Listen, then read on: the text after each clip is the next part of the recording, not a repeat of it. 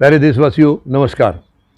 भारतवर्ष का एक बहुत ही महत्वपूर्ण पर्व अब आने वाला है 26 जनवरी को, यानी रिपब्लिक डे परेड।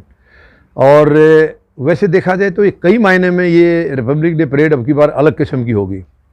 एक तो 44 दिन से हमारे किसान बहुत गंभीर पीड़ा में हैं, दिल्ली के आसपास बैठे। वैसे तो देखा जाए तो इनको करीब 3.5 महीने से ज़्यादा हो गया है, क्योंकि 2 महीने पंजाब हरियाणा में भी किसान सड़कों पर बैठे रहे हैं। और निकम्मी सरकार ने जो गलत बिल बनाए हैं, काले कानून बनाए हैं किसानों के लिए, उनका विरोध कर रहे हैं वो। और उसके बाद जब वहाँ से सरकार ने नहीं सुना तो ये दिल्ली की तरफ कूच किया।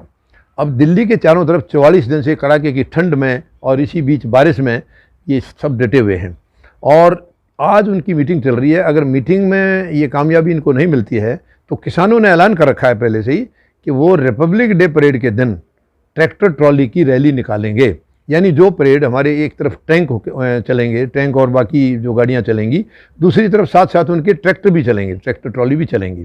तो कहने का मतलब है ट्रैक्टर ट्रॉली होगी किसान की, और जो इक्विपमेंट है वहाँ टैंक आदि वो जवान के हैं। तो यानी जवान और किसान का पूरा दबदबा रिपब्लिक डे परेड के लिए देखने को मिलेगा। इसी बीच में हमारे एक मुख्य अतिथि जिनको बुला रखा था, इंग्लैंड के प्राइम मिनिस्टर बोरिस जॉनसन, वो उन्होंने मना कर दिया आने के लिए। हालांकि कोरोना का उन्होंने बहाना बना करके बताया है कि कोरोना की वजह से मैं नहीं आ पाऊंगा, लेकिन मुझे पूरा भरोसा है। किसानों ने संदेश भेजा था इंग्लैंड में उनके सांसदों के पास में कि इस वक्त भारत में जो गंदी हरकत हमारी यहाँ की सरकार कर रही है, किसानों को तड़फा रही है, तो इस हालात में बोरिस जॉनसन को नहीं आना चाहिए रिपब्लिक डे परेड में। और उन्होंने किसानों की इस दुर्दशा को देखते हुए ये फैसला किया है, अपना कार्यक्रम रद्द कर दिया है। वो नहीं आ रहे हैं। तो अब 2 ही ऑप्शन है हमारे पास। जब चीफ गेस्ट नहीं होगा तो परेड कैसी? तो परेड का कोई फ़ायदा नहीं है। जब मुख्य अतिथि नहीं होंगे तो परेड किस काम की है?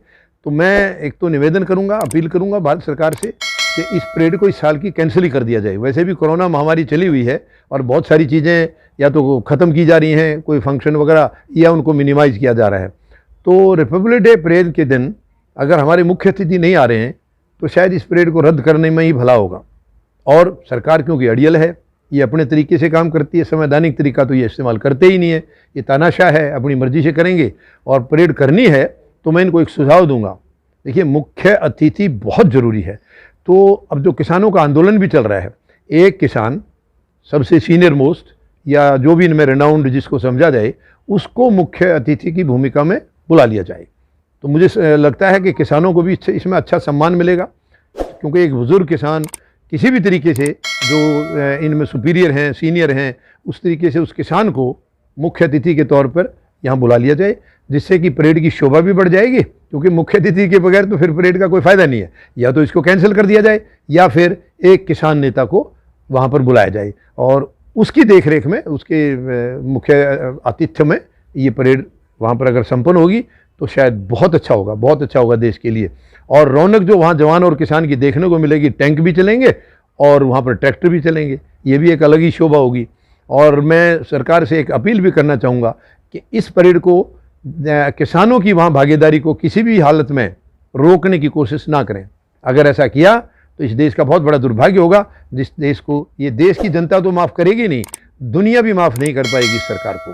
तो मुझे उम्मीद है ये सरकार कुछ सद्बुद्धि से काम लेगी और इसी मुताबिक किसानों का भी कुछ दर्द हल्का हो जाएगा। धन्यवाद। जय जवान, जय किसान, जय हिंद।